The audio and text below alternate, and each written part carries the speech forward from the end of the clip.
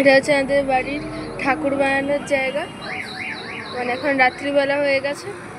এটা হচ্ছে গড়িয়া স্টেশনের যে বাজার, সেই রাস্তাটার ধারে। এখানে অনেক বড় বড় সাইজের ঠাকুর রাখা আছে, কিন্তু আমাদের ঠাকুরটা ওই দিকে আছে, পরে দেখাচ্ছে।